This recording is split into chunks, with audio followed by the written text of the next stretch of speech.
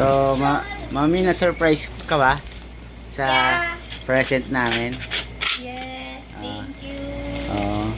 Ano sabi mo? Kami dapat ang mag-thank you sa'yo kasi you're a very, very lovable mom to our 2 kids.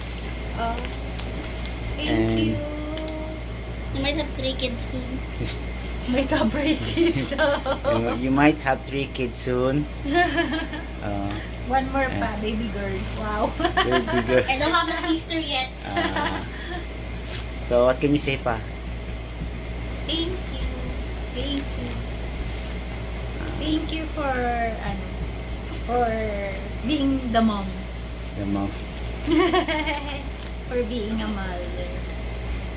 For experiencing to be a mom. Yay. And I'm so proud of my kids.